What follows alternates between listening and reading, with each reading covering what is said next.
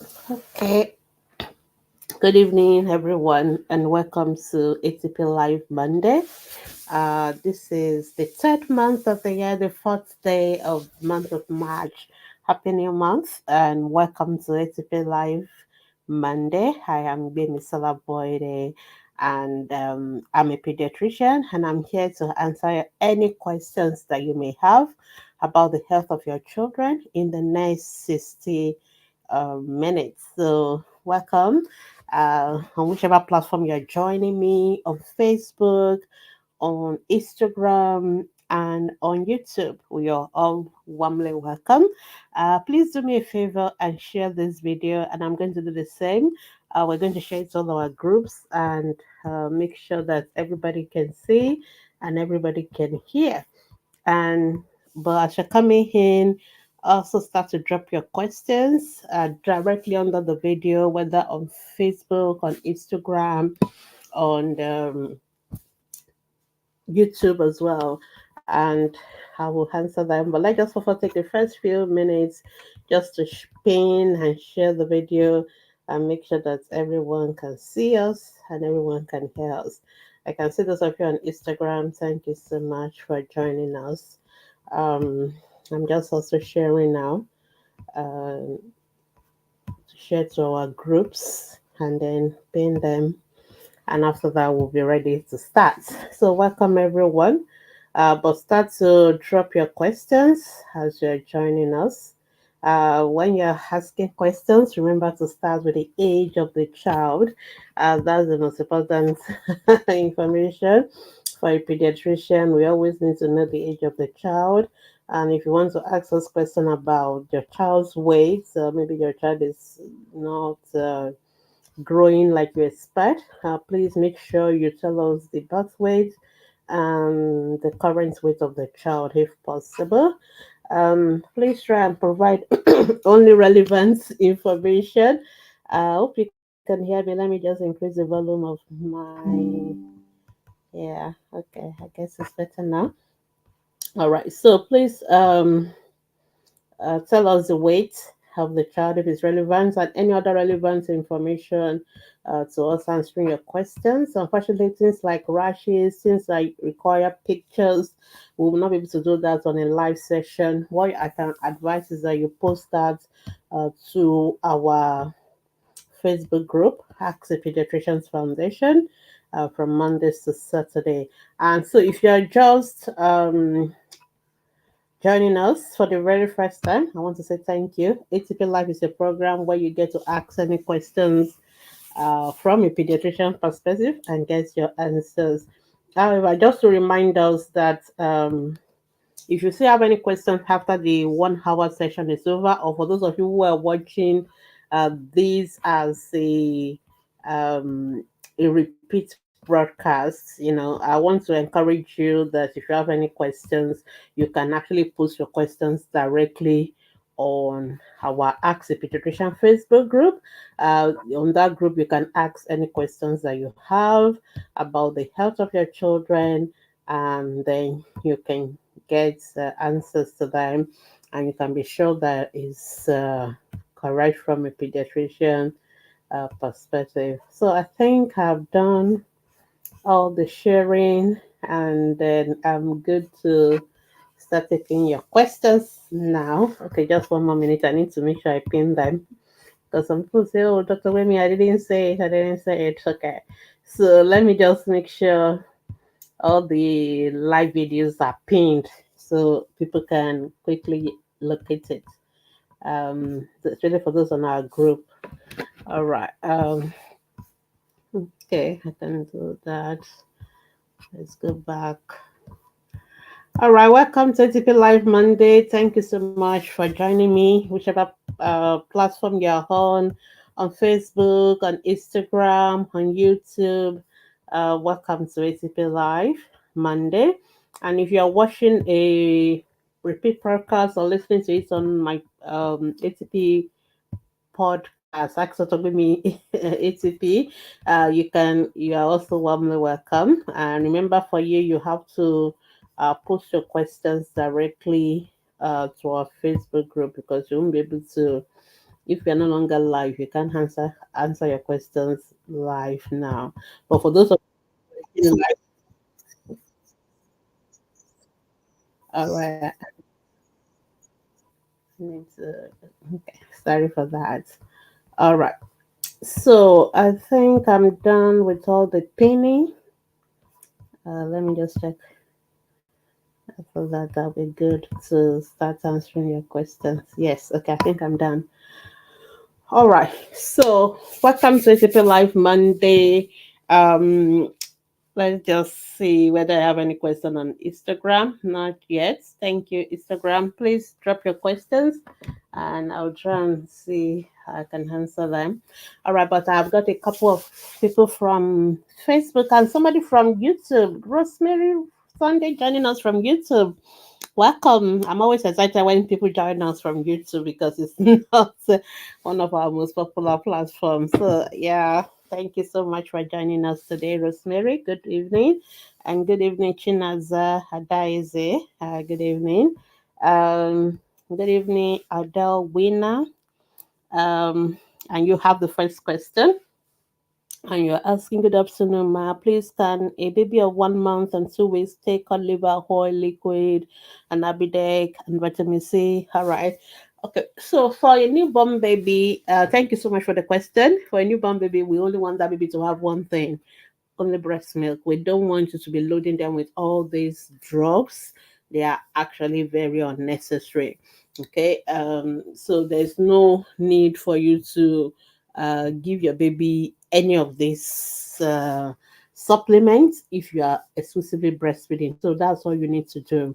Okay. I want us as new moms, especially, to resist that temptation of what I call Ajagba syndrome. So those of you who have been part of my first time moms classes, or you've bought the book or you've bought the course, that's what I call Ajagba syndrome. It's very popular actually in Nigerian culture, where once a baby is born and after giving the baby a bath, then we have this big bowl. That is what Yoruba people call Ajagba, where you have so many drugs. You have the paracetamol, they have the naspamin, they have the Habidec, they have the other ones, but more even native drugs, and they just make sure they give that child everything.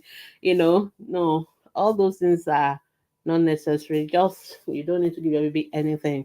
The only thing your baby need for the first 6 months of life is breast milk only, exclusive breastfeeding. You as a mother, if you're eating well and you are, you know, eating fruits, eating vegetables, all the vitamins, all the calcium, everything your baby needs is already packaged in the breast milk, and that will be the only thing that your baby needs for the first 6 months of life.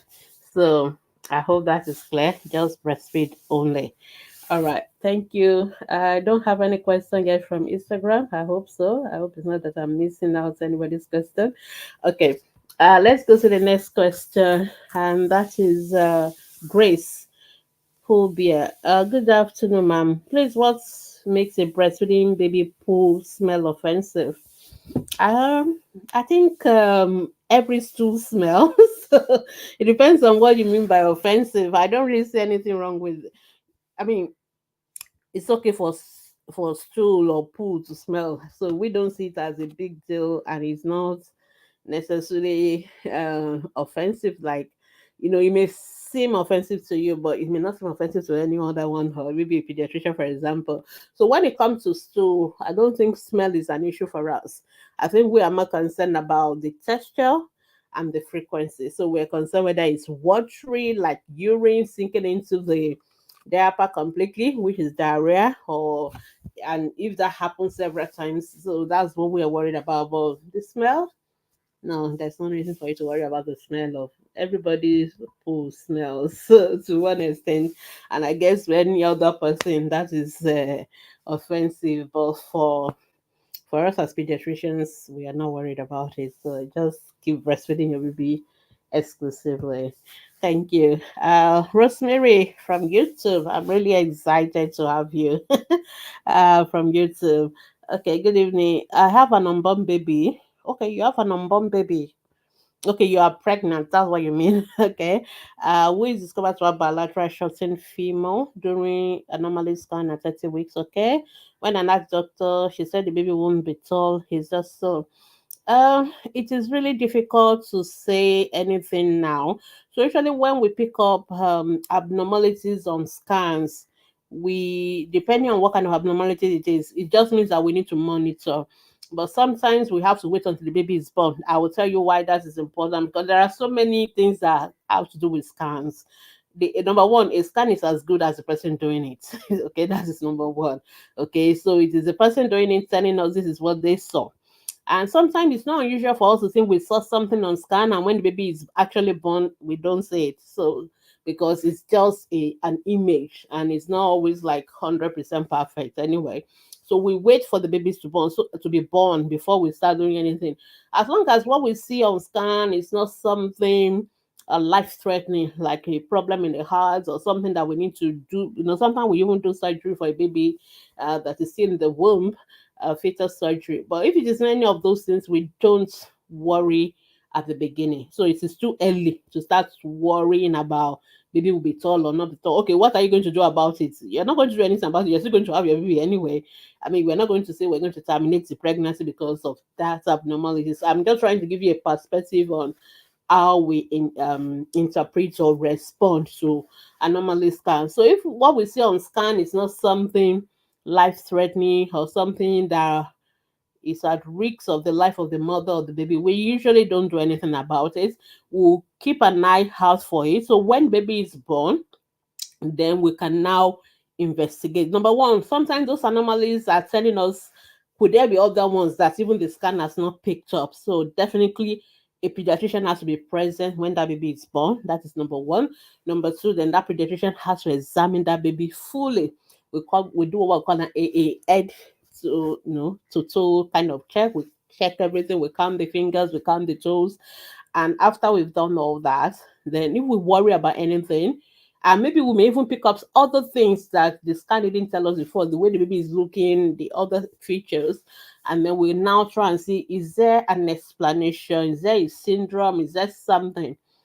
For example, some people have there are different kind of syndrome. We have thousands of them, and these syndromes can have different features, together. So we try to figure out how the syndrome. Sometimes we may need to do genetic tests to help us. And after that, when we know what we're dealing with, then we determine what we do. So I really don't want you to start worrying and panicking about, because sometimes some babies come out and they're perfectly fine, and all those kinds of things are even not there anymore. So just relax, have your baby first, then see the pediatrician, and then we can take it up from there. Pediatrician fees, hereditary, da, da, da. Okay, so I think I've answered this second question. I didn't know you're going to ask extra question, but I think I've already done justice to it. But if you still want to clarify anything, we're still here. Feel free to clarify. Instagram people, I'm checking on you to see whether you've asked any question. I can't see any questions. So feel free to ask your question. All right, other winner is talk about tongue tie. Okay, I've actually done more than talk about tongue tie. I've written about tongue tie. So if you go to our website www.askthepediatricians.com, there's an article there. I titled it "Much Ado About Tongue Tie." I feel that tongue tie is one issue that people just stressed and obsessed over unnecessarily. Okay, most of the babies don't have any tongue tie. There's something that connects the tongue to the floor of the mouth. We call it frenulum. It is very transparent. It's a membrane, and every baby will have it. So that is number one. And most of the so-called tongue tie is actually that frenulum that people are talking about. So I usually want mothers not. I don't even want mothers to be telling me my baby has tongue tie or not tongue tie. Please let a doctor be the one to check it for you. Most of you send me videos and pictures, and I always tell you there's no tongue tie. Your baby is fine. Number two, even if the baby has a tongue tie, we're not going to do anything about it because it doesn't affect the baby. If your baby is crying, your baby is all doing all that, we there's nothing we're going to do about the tongue tie anyway. Because some of you think, oh, tongue tie is going to make the child to have speech delay. That is not true. most babies don't have speech delay because of tongue tie. They have speech delay because of things happening in the brain, not with the tongue. If at all tongue tie is going to affect speech, the child will have what we call poor clarity of the speech.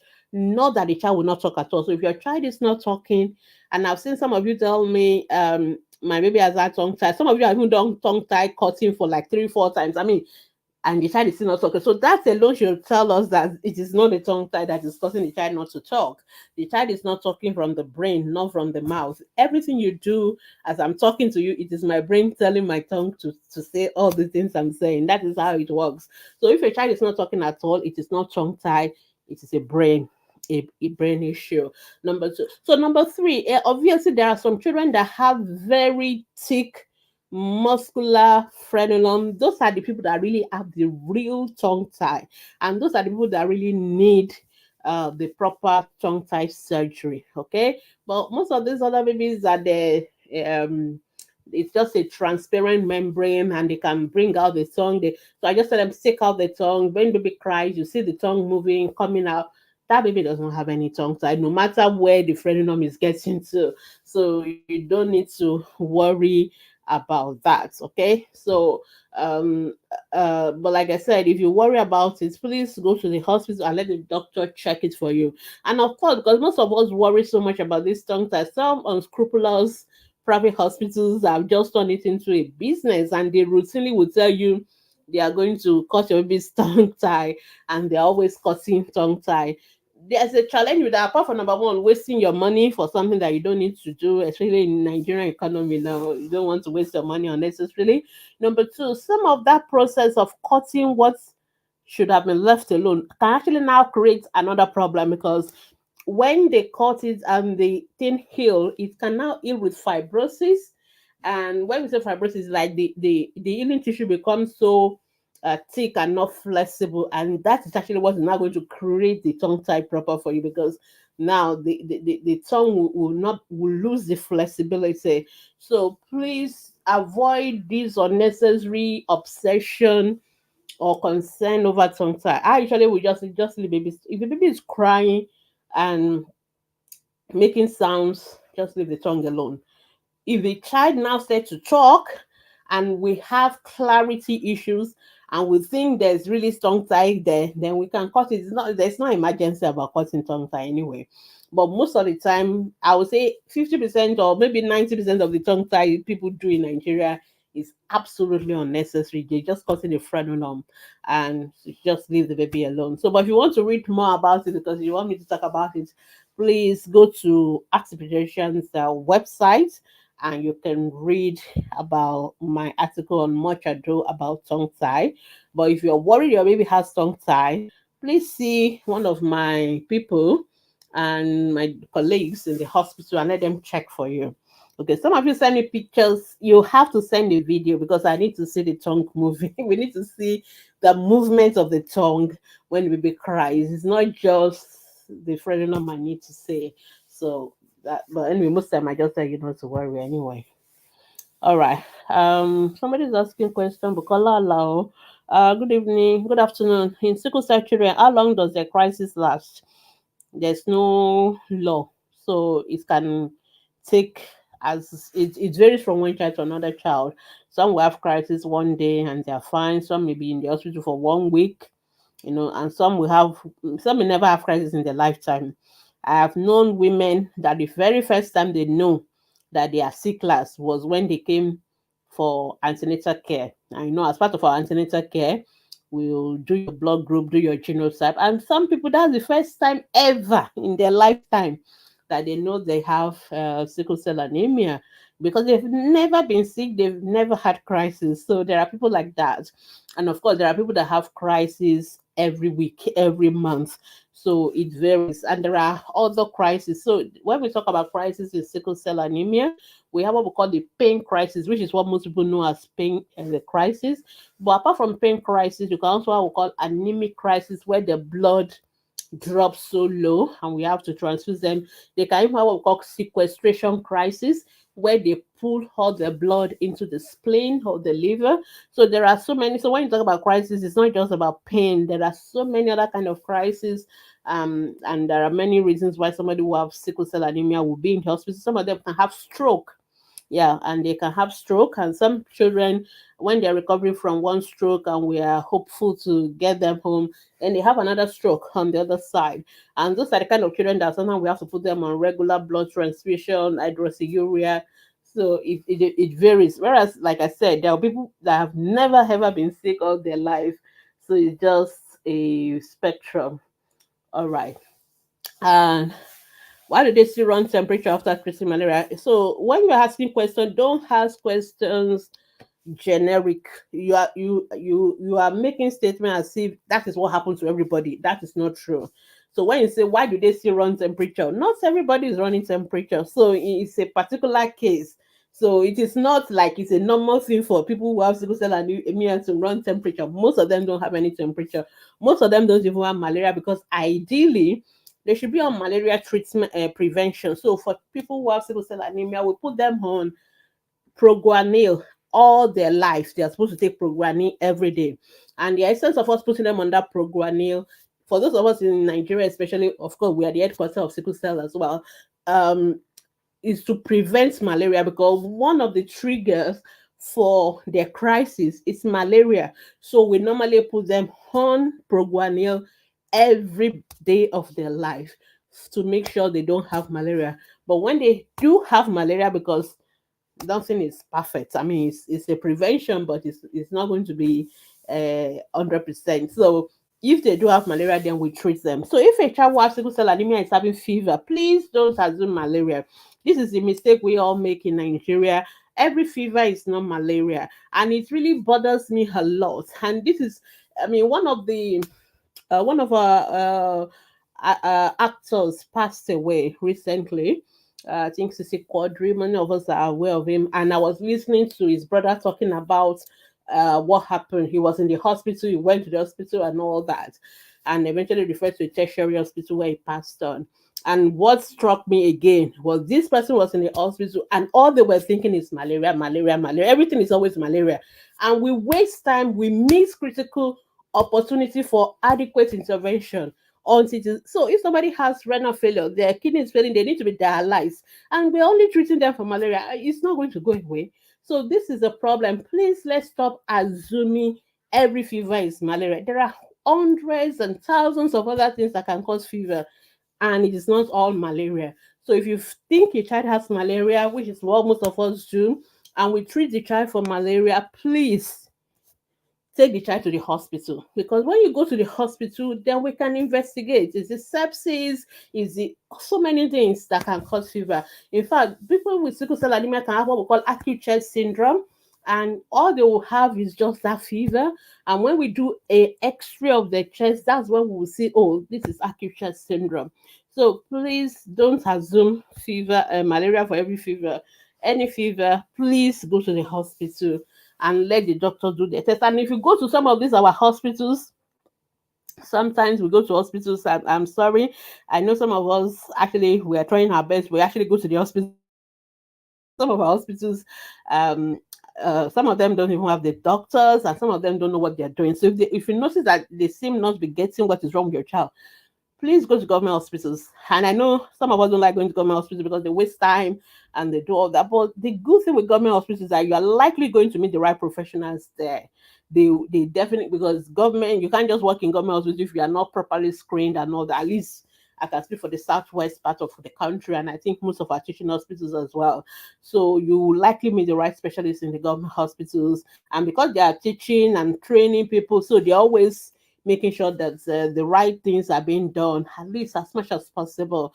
So please, let's not be going to hospitals and getting treated for malaria. Every time you go back, malaria. Somebody went to hospital twice. It is definitely not malaria. Malaria doesn't last for more than 3 days. So if you've treated malaria for 3 days and the person is not getting better, we have to think of other thing else. Unfortunately, in Nigeria, everything starts and ends on malaria. It is the reason why people are dying unnecessarily because we're not looking for other things and we're not treating them and we're not intervening on time. And sometimes it can just be too late. So please, especially for a child with sickle cell anemia, number one, that child should be registered in a sickle cell clinic. I'm taking my time on it because it's something I'm really, really worried these days about some of the things that we do here. So if somebody has sickle cell anemia, that child should be known to some doctors, what we call the sickle cell clinic. Usually they are hematologists, pediatricians, so they should know the child already. They should be seeing the child even when the child is well.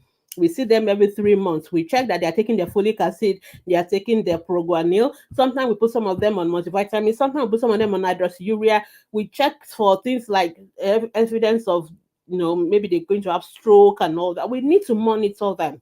So when those children are sick, the best place to take them to is that same hospital where they normally go for their clinics, because they know the child already. We know the baseline already, and we can quickly intervene. So it is not a sickler is not a child that the mother is treating at home with malaria treatments and living forever. No, that child should be under the care of a specialist, usually a pediatrician. And once they are sick, you don't waste time with them. You take them to the hospital straight away, because time is of essence in such children, and they can easily go down fast. Even with all the best treatment we do, we know we do lose our children with sickle cell anemia. I mean, even anywhere in the world. But the earlier we see them, the better for them as well. All right, I think I will stop on that now. Okay, let's take a few questions from Instagram. Dara Queen. I had my baby in November and the tongue tie was cut in January. Okay, you are just giving us information. Indible Charlotte, please, is it normal for my baby girl to touch her vagina? Always start every question with the age of the child. I'm sure you were not here when I said that. It's very important for us to know the age of the child. So, for example, children between the ages of 0 to 2 or 3 years, they go through a phase which we call sensory motor phase, a phase where they explore their parts of their body. There's nothing absolutely, it is just the same way they touch their face, they touch their nose, they touch their hands, they touch their genitals. It does not mean there's anything wrong with them. It is not masturbation, it is purely exploration of their body, and there's nothing wrong with that. And we don't need to parents tend to get embarrassed by it, and they tend to worry about it a lot. And again, we need to be well informed about sexuality education. So that's an opportunity for you to start teaching the child their body parts. And then when you're teaching them their body parts, you need to tell them there are parts of your body that are meant to be private. There are parts of your body that is okay to be public. Obviously, any part of the body covered by underwears are meant to be private. So the breast, the genitals, that is where they wear pants, that's why they wear singlets or vests.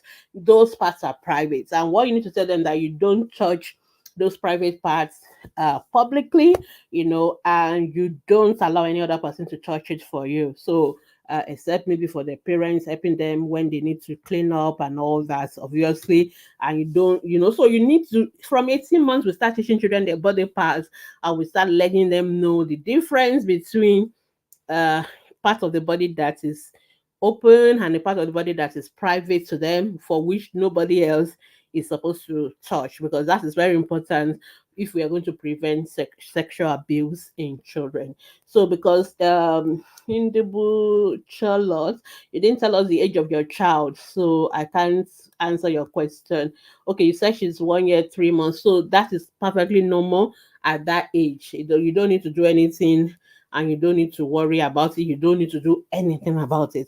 Usually, by the time your children are 18 months, that's when they start to talk a lot more. Then you can start telling them. And please use the right word. Don't call it. There are lots sort of words that we use. So tell them this is your vulva, this is your penis. Let them know the right name and let them call it by the right name, and let them not get embarrassed talking to you about their genitals, about their private parts, so that they are comfortable to have conversation with you. So that when somebody starts to abuse or want to abuse them, they can have that conversation. And that's one of the things we teach. We talk about there's no secret. The children should, and this is something parents do a lot. Okay, let's keep it a secret. Don't make your children get into the habit of keeping things as secret. Let them know that they should be able to tell you everything and they don't need to keep any secret with anybody, because 90% of people who abuse children are adults that are known to those children. They are people they know, they are uncles, they are cousins, they are people who work with you. They are not strangers. Most of the time, children don't get abused by strangers. They get abused by people they know. And so that is why it's important for you to start letting them know that they should not keep any secrets that worries them. They should share every secret with you as their parent, because that way they can tell you, this uncle, this cousin is touching me in this area and it is not right. So that's the only way you will know. But if you're always letting them keep secret, then the person will tell them it is our secret, it is this, that, and all that. And that is a risk for sexual abuse. So if you want to learn more about all this issue on sexual abuse and sexuality education, I'm sure we have a lot of articles on it on our websites that you can read more. So I'll leave that at that point. I think that's all the question I have for now on Instagram. I'll come back to Instagram, but let's go back to Facebook. Um, Rosemary is saying thank you. You're welcome. Um, Ogunka gives, what can cause a child to pass out? Please always start with the age of the child. Always start with the age of the child. When you say a child to a pediatrician, I deal with children from day one of life to 18 years. So they are not the same kind of people. They are not like adults. Everybody is the same. But when it comes to children, their age matters.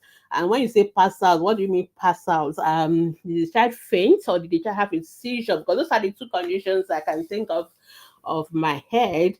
So we need to be more specific. What really happened? Was the child fainting? Are they eating or not eating?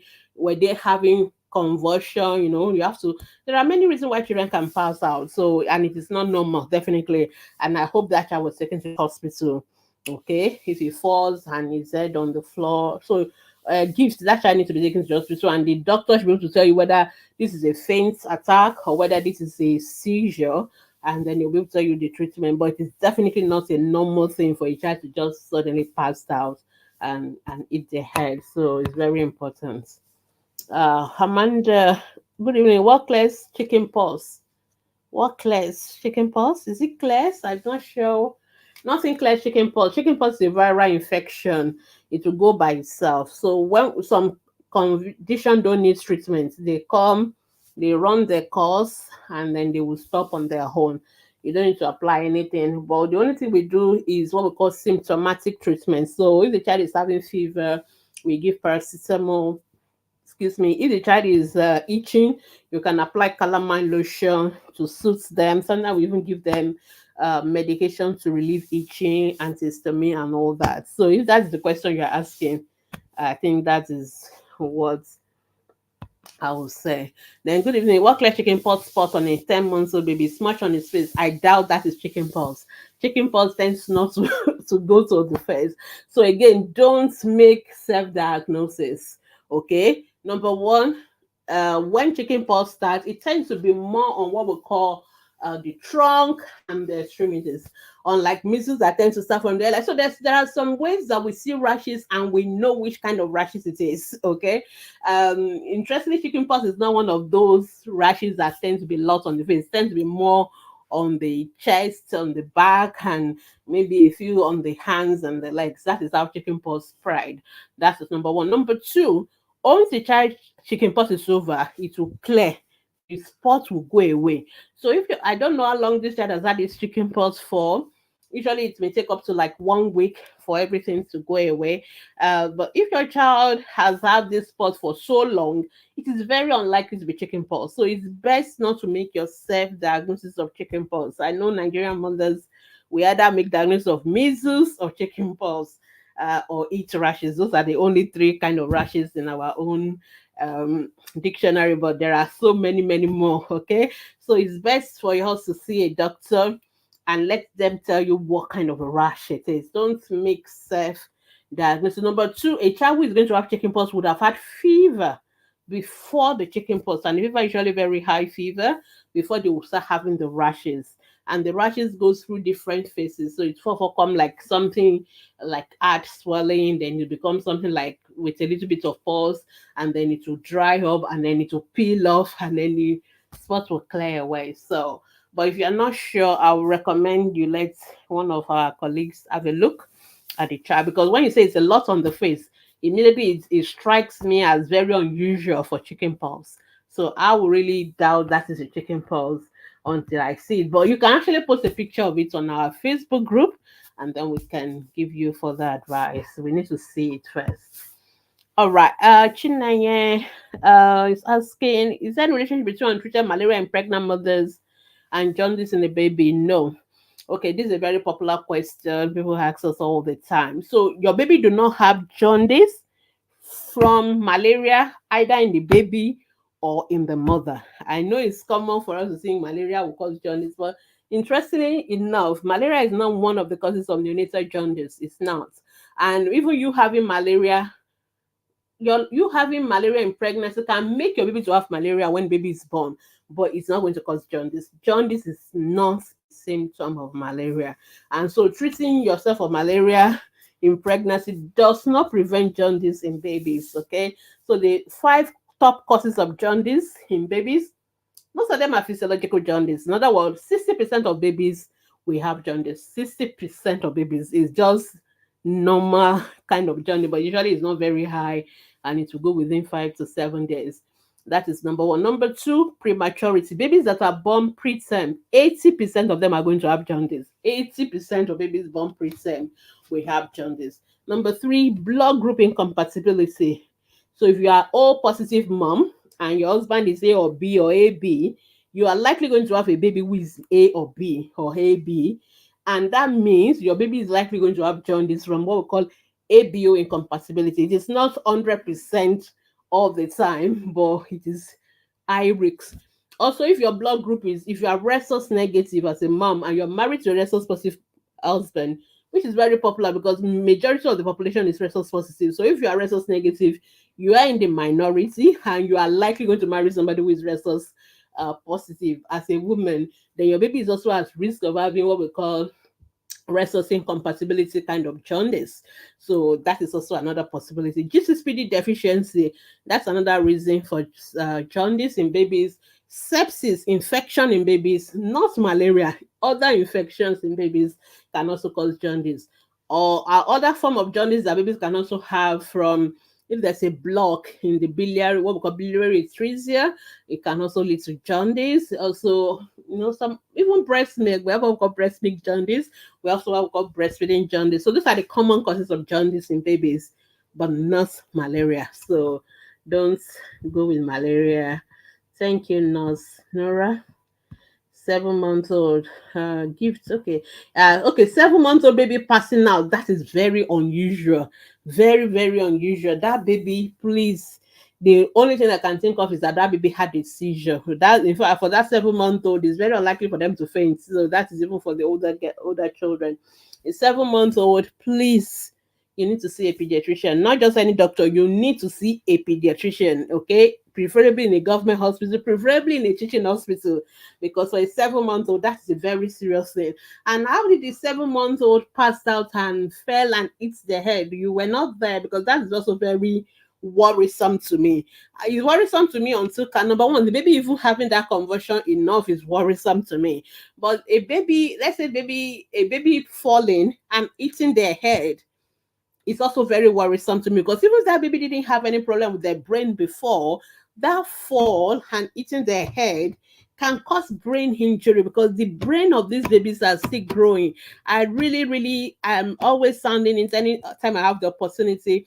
We mothers, we need to take our babies care very seriously. Sometimes we are too I'm trying to choose my word. We're too carefree, especially when the baby start to sit and crawl. Because I see a lot of questions like my baby fell and hit the head, my baby rolled from the bed and hit the head, and people take it as it's just one of those things babies have to do. No, it is not one of the things they have to do. We need to make sure we don't let that happen, because that can cause head injury, and your perfectly formed normal brain baby can develop disability that will be lifelong. It can change that baby's life drastically. I'm telling us the truth, because the brain of a baby is still developing, and they should not be falling. They should not be hitting their head at all. Don't leave your babies on the couches. Like some of us will put them on the sofa and they just roll and fell. Never. Baby should never sleep on the sofa. They should never be left on couches. You should put them on the bed. Make sure they are beds that have what do you call it? This guards on the side, so that when baby rolls, they are not going to fall off the bed. If you don't have those kind of bed, put the baby on the floor. A baby that's already on the floor cannot fall again from the floor. So put them on the mat on the floor. Let them lie on the floor that is flat. If not, there's no point putting them on a bed that they can roll off, and then you say, "Oh, I just only went to go and." These things will happen in seconds. You don't, you go and maybe do something in the kitchen, and the next thing you hear, bam, the baby has fallen. It is the brain of the baby that is at risk here. The other time I was talking about epilepsy. That is one of the causes of epilepsy.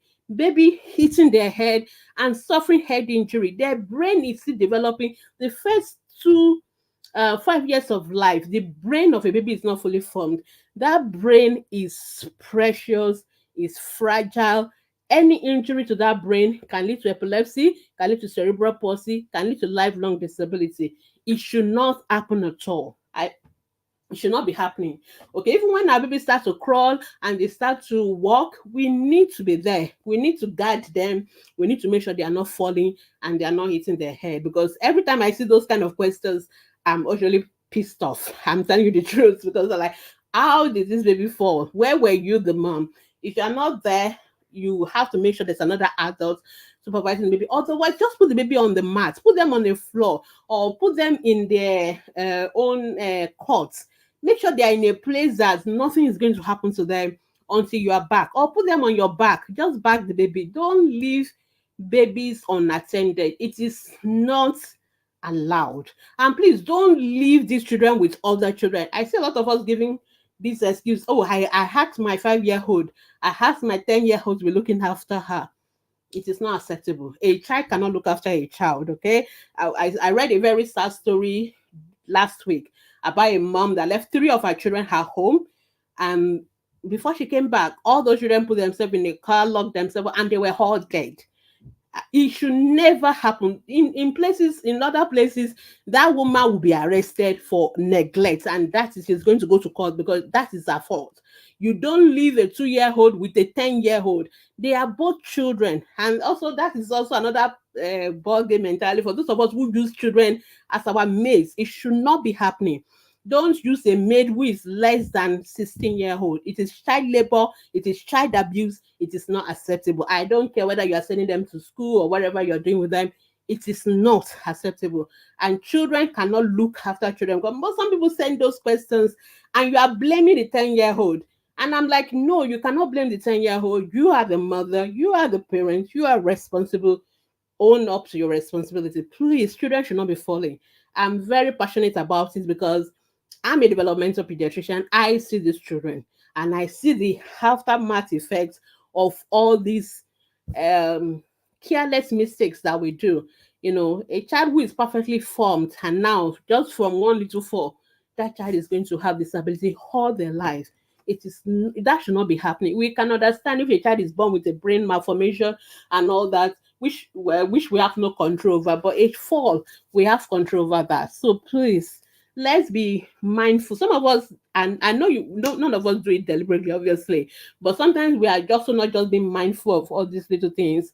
So please, we should make sure we don't allow those things to happen. Okay. Sorry, when I'm passionate about something, I talk a lot about it. All right, direct is saying, how do you know if a newborn baby has Down syndrome? Okay, that's the job of a doctor. There are things we see on the baby that once we see it, then we know that baby has Down syndrome. There's the way their eyes look.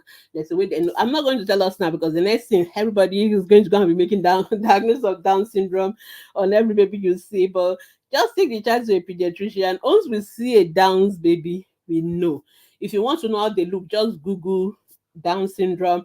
You will see the picture of people who have Down syndrome, and then you have an idea. They tend to have low set hair. They tend to have upward slanting of what we call the palpebral features. They tend to have what we call single palmar crease. They tend to be very floppy. So there are many things we see. Down syndrome is one of those conditions that we can easily diagnose by a look.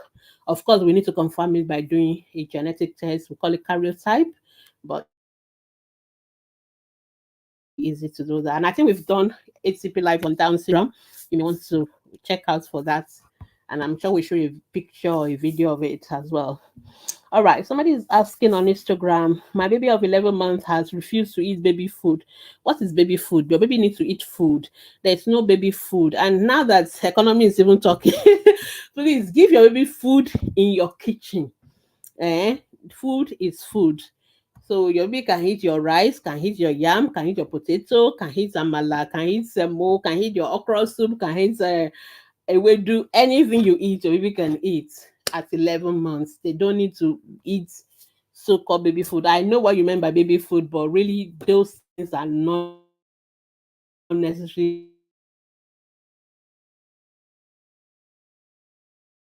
taking only breast milk, but it's a recipe for malnutrition. That baby is going to be malnourished because after 6 months, breast milk is not enough. It's good that you are still breastfeeding, but breast milk is not enough. So what you now need to do is to ensure the baby eats other food. But you don't have to go and buy anything in the shops, the so-called cereals or all those things in the cans and the things. You don't need to. The same food you have in your kitchen, you can give it to your 11-month-old. So what you need to do, if you go to our Facebook group, our YouTube, we have all these videos on feeding. We have the one on how to feed your baby, what to feed, how frequently to feed, the quantity.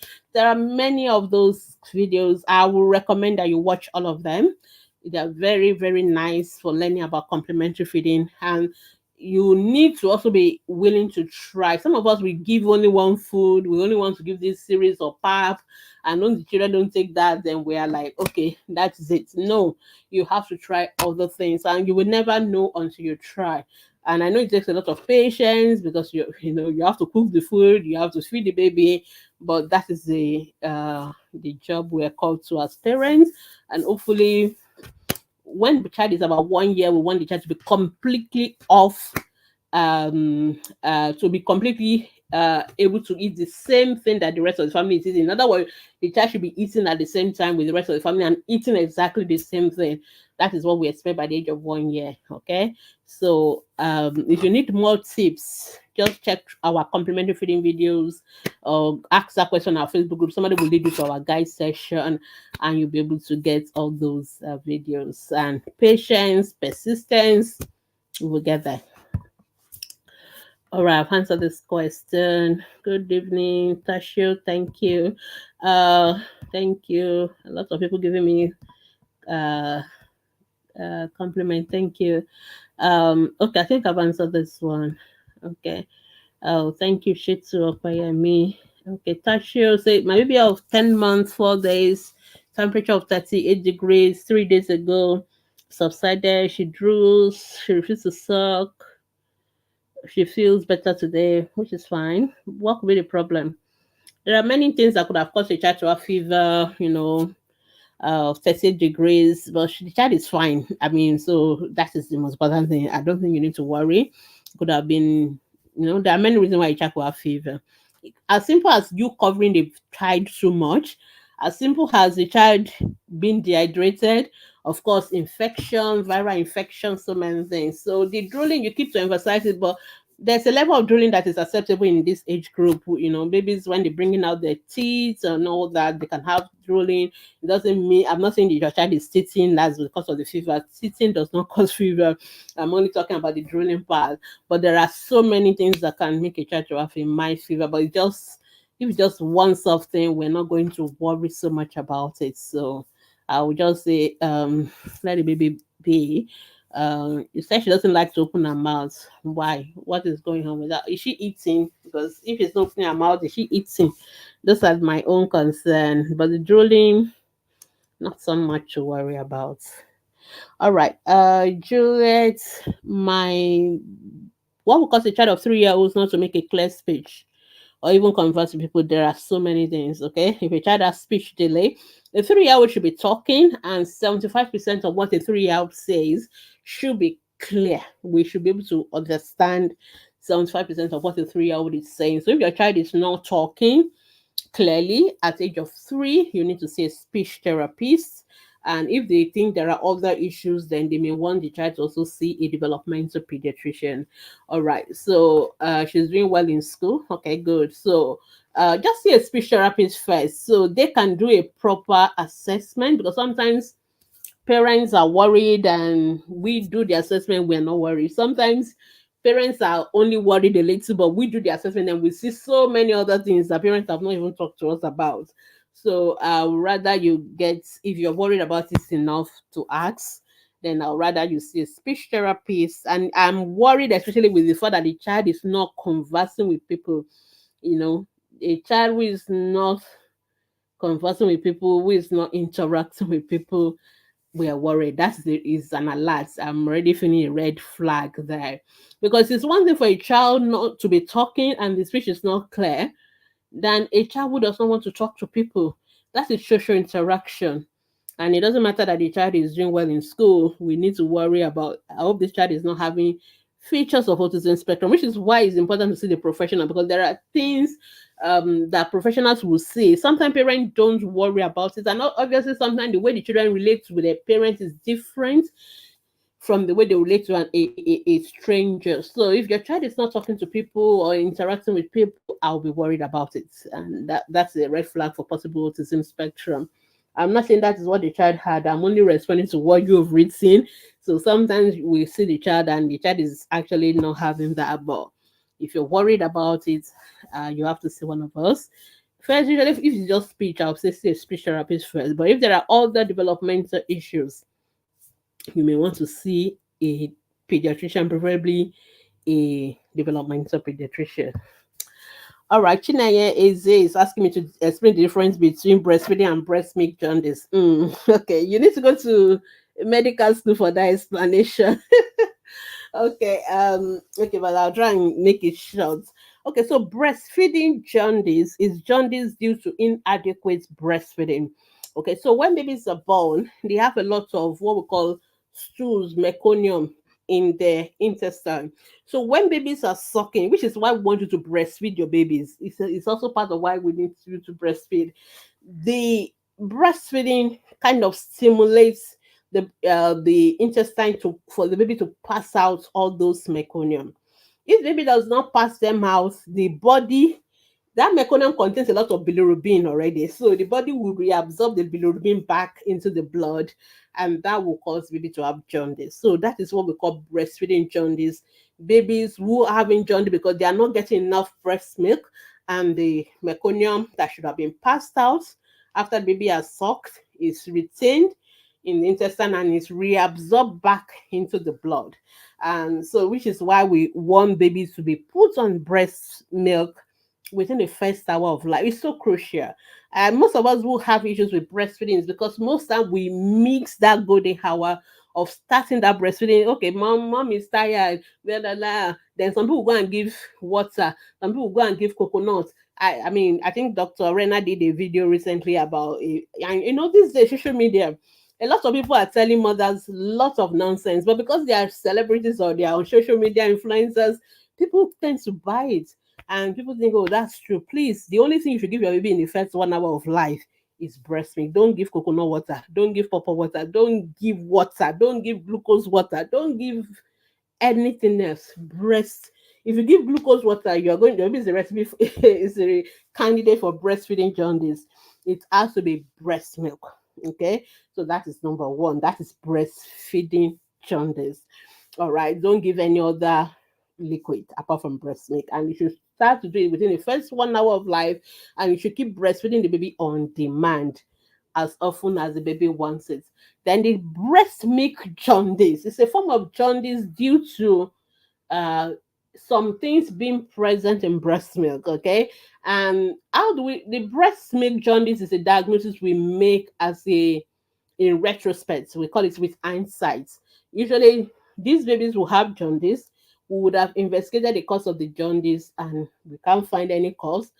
And the jaundice will refuse to go down. Usually, breast milk jaundice tends to be persistent. And what we normally do is that if we've investigated all the possible causes of jaundice, baby is otherwise well, baby is fine, everything is fine, baby is okay, but the jaundice refuses to go down. So if we cannot find any other cause, then what we do is to stop breastfeeding for 24 hours we'll stop. This is one of the instances where the pediatrician say, okay, let's stop the breast milk, and then we'll give some other things. We'll give breast milk substitutes for 24 hours, and that jaundice will crash.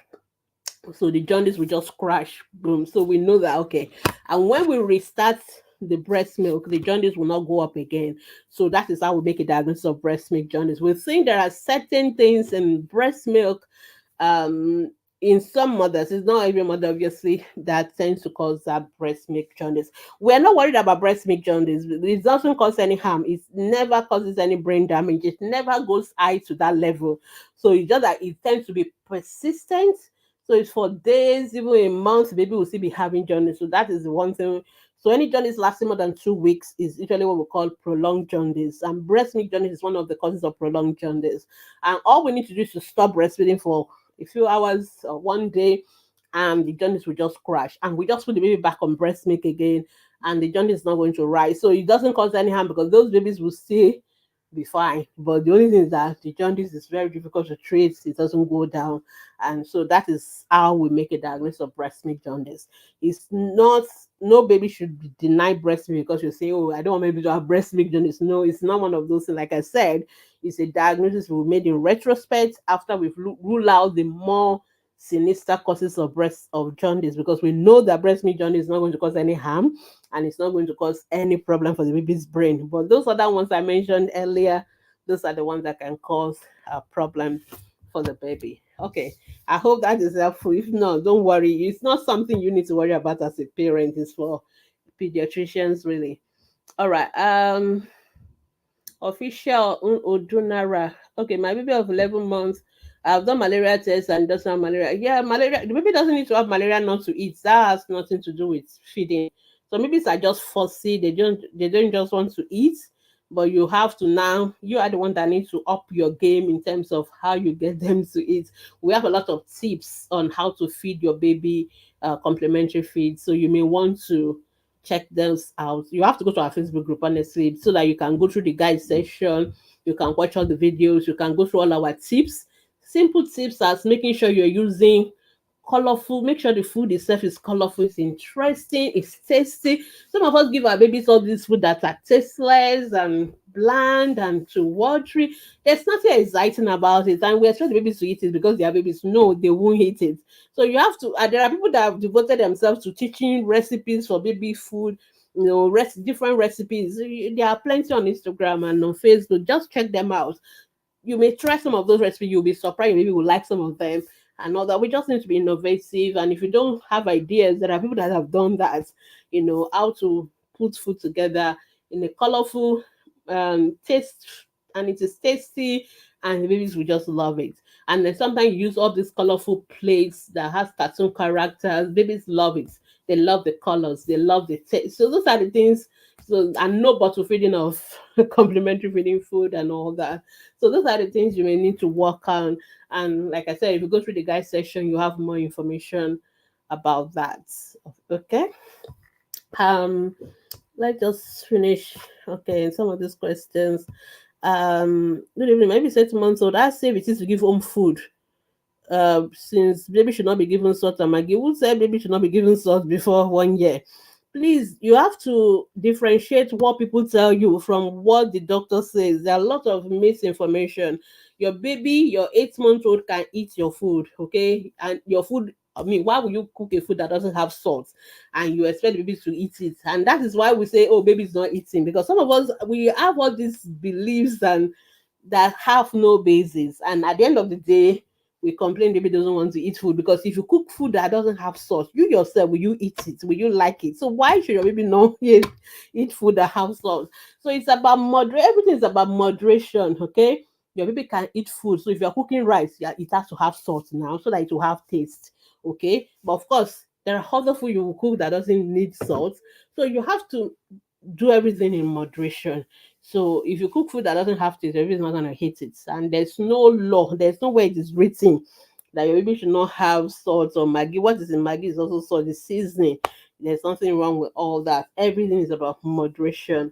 And please don't run with some of these what people say. That is why we have asked the pediatricians So this is, I'm happy that you're asking here so that we can tell you the right thing. There's no law that says that. The same thing with sugar. You say, "Oh, I should not put sugar in my baby's pap." It is not true. You can put sugar in your baby's pap. It has to have taste. It's moderate. Okay. And if you don't want to use sugar, you can use, please don't use honey for baby less than 1 year. You can use dates. You can use natural, sweetness like dates. It's a fruit, and people make it into powder, people make it as syrup. You can use that as well. So the most important thing is that that food has to be presentable, has to be tasty, and the baby will like it. But if you give them all these so-called bland food, maybe that's why some of these babies don't want to eat them as well. Because I like, if it is you, will you also like to eat it?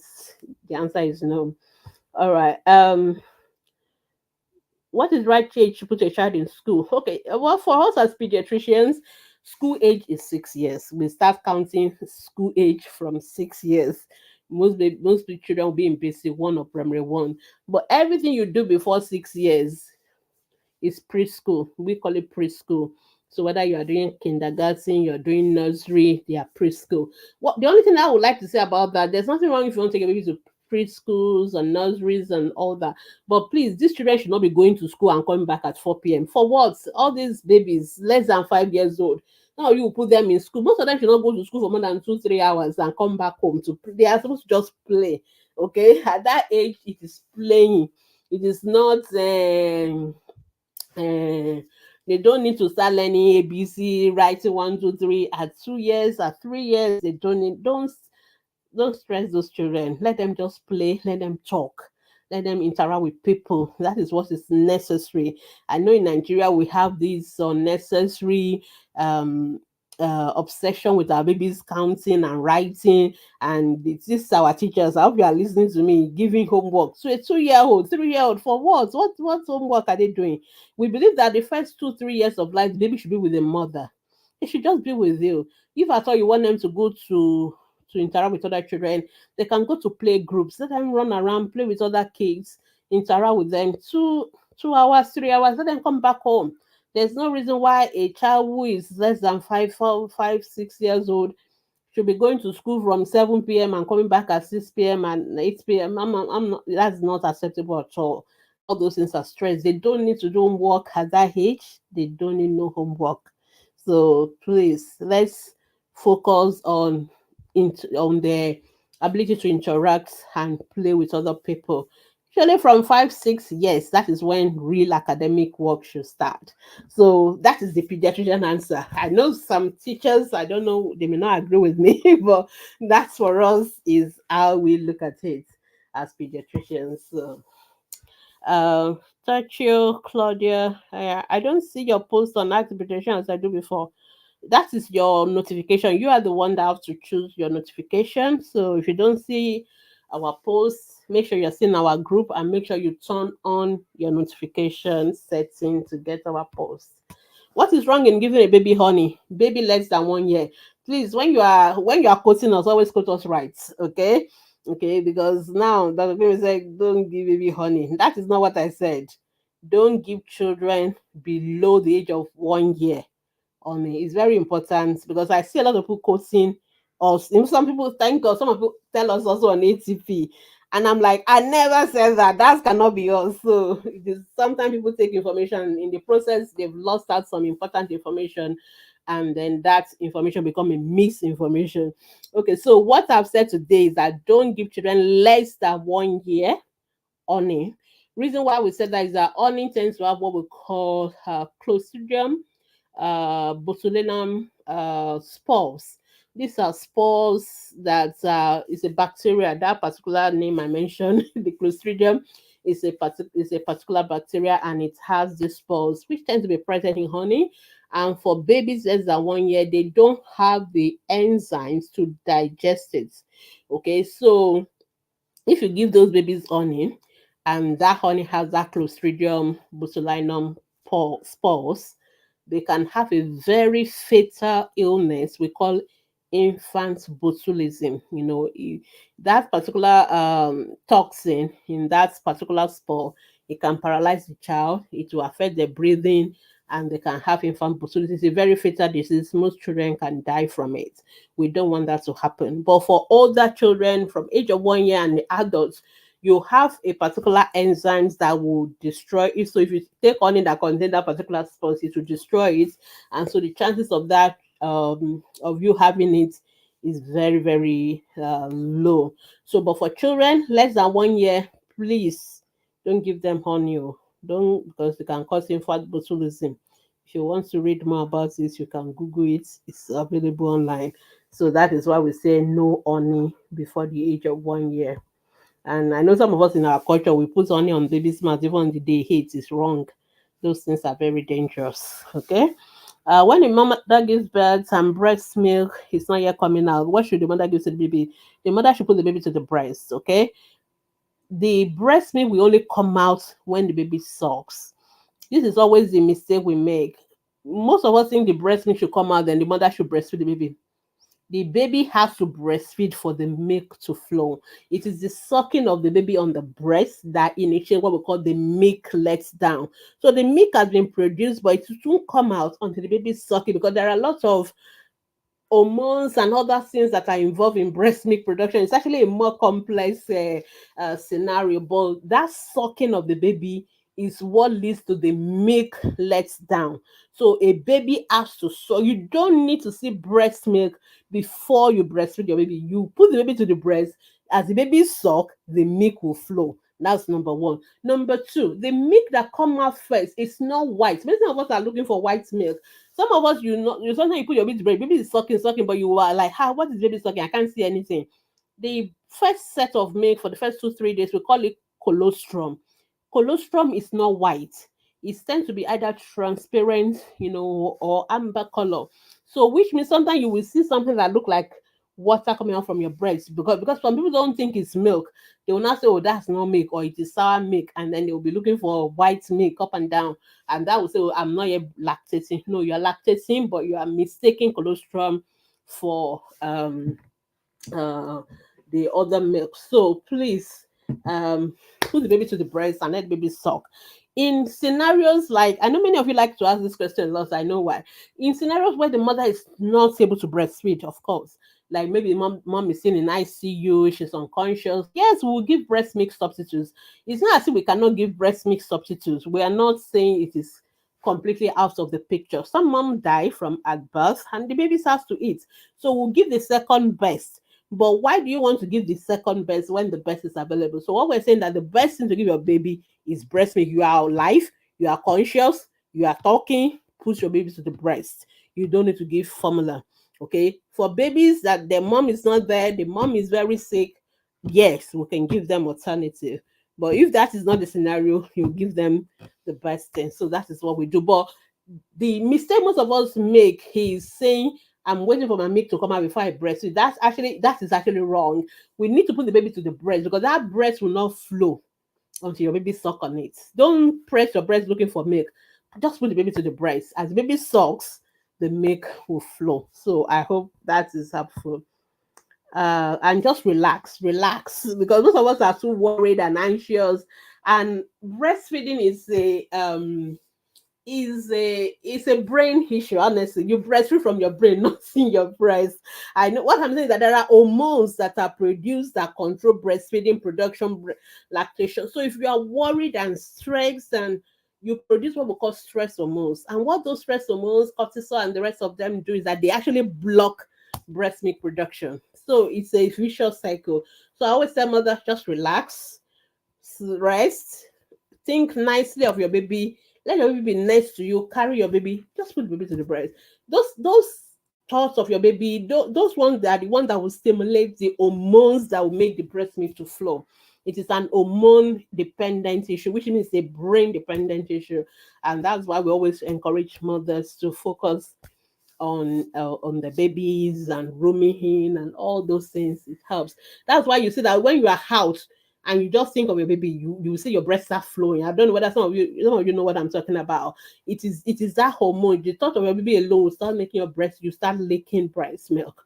So that is how it works. It's an hormone thing. So don't stress, relax, and your baby will be fine. Okay, I'm rounding up. My time is up. I just need to answer a couple of questions on Instagram. People have woken up now. Builder Stars. Good evening, Dr. Gbemisola. My baby 4 months old is sitting. She's running temperature, drooling a lot since last Thursday, tapping give paracetamol, and she's still breastfeeding. So if a child is having fever for 4 days, it is not sitting. That child needs to go to the hospital. Sitting does not make your baby to have fever at all. Not to talk of having it since Thursday and you've been giving paracetamol. So that child needs to go to the hospital. I want us to stop blaming sitting for everything. Once your child is ill, don't I always say mother, don't make a diagnosis of teething ever. Don't even think it's teething. Take that child, any child that has fever, go to the hospital. Don't bring teething into it at all. Teething is not the cause of the fever, it's not the cause of diarrhea, it's not the cause of vomiting, it's not the cause of rashes. Teething does not cause anything. Okay, the child needs to go to the hospital. A child having fever for 4 days since Thursday, that child needs to go to the hospital. All right. Queen Bun. Good evening. My baby is 15 days, weigh 4.3 at birth, 4.4 now. Okay. She has this yellow thing coming out of her eyes. Is it like pulse? But now her eyes are clear, but the yellow thing. Wait, what's the yellow? Is it like something coming out like pulse from her eyes? If that is like an eye discharge, because I want to be sure whether you're talking about yellow coloration of the eyes or just eye discharge that is yellow in color, because there are two different things. If she's having eye discharge, then that is an infection.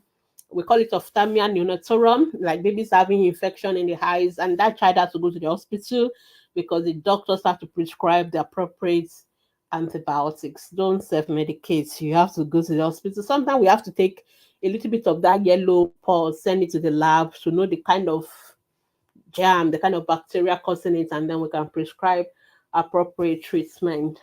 Uh, Miss 359, good evening. My 18-month-old is refusing to eat food and having discharge in her eyes. Okay, her temperature is normal. She's very active. Okay, discharge in the eyes is a whitish, is a yellowish, because it's okay for people to have discharge in their eyes when you wake up in the morning, you bath, and that's it. But if the discharge is persistent during the day, it's yellowish, greenish, or the child's eyes are red or watery at the same time, that is eye infection. Again, you have to take the child to the hospital and then they can treat the child appropriately. For the feeding, I don't know whether you've listened to what we said about complementary feeding. I would just don't want to repeat myself. So, an 18-month-old should be eating everything you are eating in the family. So, you need tips. And I recommend you watch all our feeding videos, and you can also um, check the tips on our posts, our podcasts, website. We have loads of tips on feeding babies that are fussy eaters. All right. Okay. Let's just clear the last set of questions on Facebook. 14 months old is sitting. Okay, is it the same? Okay, it's the same builder. You asked the same question. You are both watching. You are watching me on Instagram and on. Is it you? I think so. Yeah, I think you're the same person. You're watching both on Instagram and Facebook. All right, that's amazing. Okay, good. All right. So I've already answered the question. This baby needs to go to the hospital. Since Thursday, it's not sitting. That child needs to go to the hospital. Paracetamol is okay for teething. We never say paracetamol is okay for teething. We say give paracetamol for fever. If a child has fever, give paracetamol. But we've also said teething does not cause fever. And if a child is having fever for more than 2 days, you need to go to the hospital. Some of us, we listen to those adverts on TV, but we don't, every word when they make those adverts, every line is very important.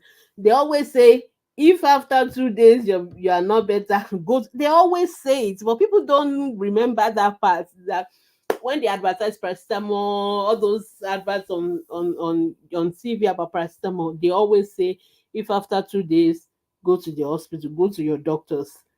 Many people don't take note of it. So your child has fever from Thursday, Friday, Saturday, Sunday, Monday. It is not sitting. And that child needs to go to the hospital. We need to know why this child is having fever for 5 days. So please, you're only allowed to give paracetamol for 2 days. In fact, for me, even after one day, if the fever is still high, you have to go to the hospital. So please, there's no excuse for a child having fever for 4 days and we are sitting at home. We have to go to the hospital. Time is of essence when it comes to children.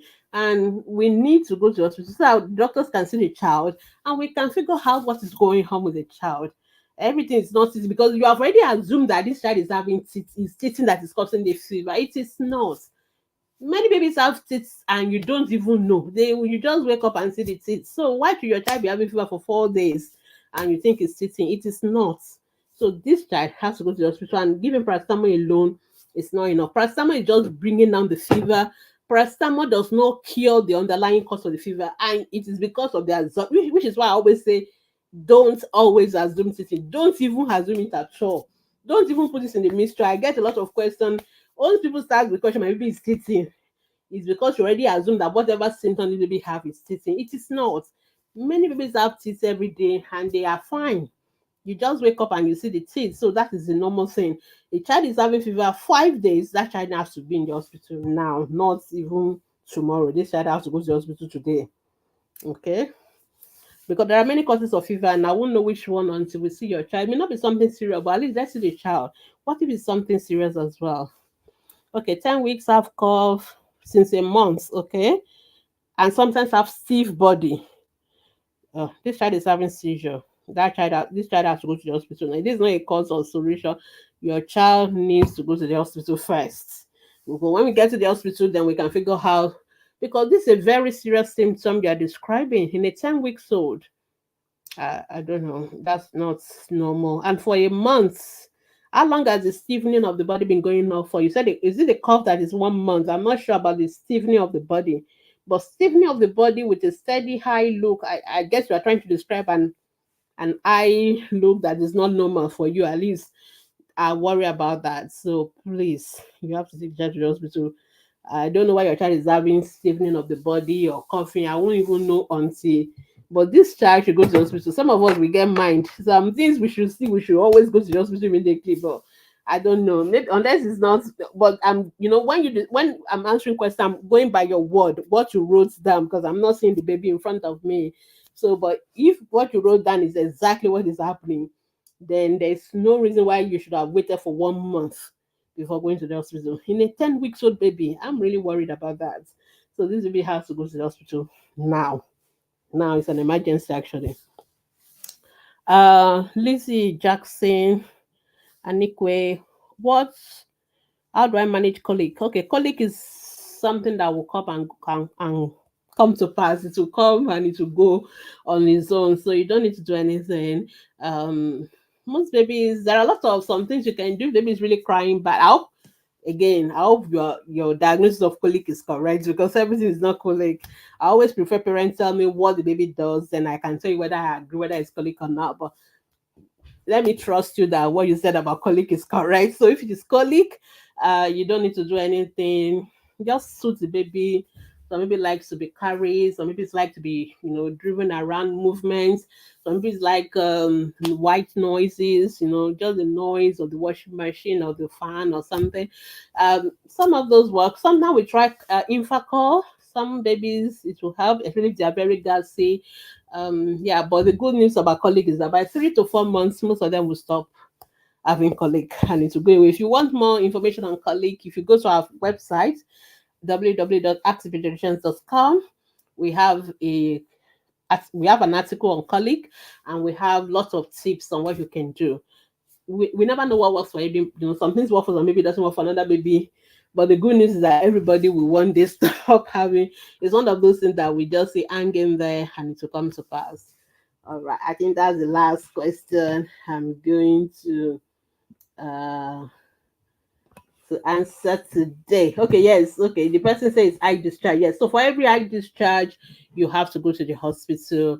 The doctors have to prescribe the appropriate eye drop, usually antibiotic eye drop, but you can clean the eyes with clean water and clothes. But more importantly, if it's yellowish, it's most likely an infection and the child has to go to the hospital. All right, so thank you so much. I've gone to almost 20 minutes above my normal time, but if you still have any questions, please and please go to our Facebook group. You can ask your question on our Facebook from Mondays to Saturdays. And our pediatricians, our moderators will be there to answer your questions.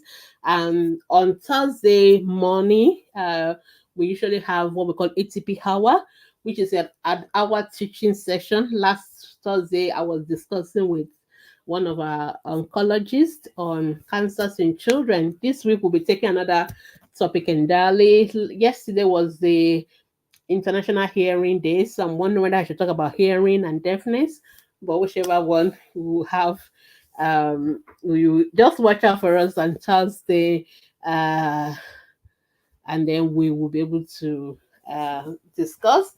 And like I said, if you still have any question, either from our ATP Hour, any question whatsoever, our ATP Facebook group is our own uh, kind of a first aid line for you, if you can call it that, where you can just get quick answer. It is not a replacement for the hospital. A lot of I do get some, not very many, but very few occasional frustrated um, posts or comments by people who think we should be doing more than that. Please, ATP is not your hospital.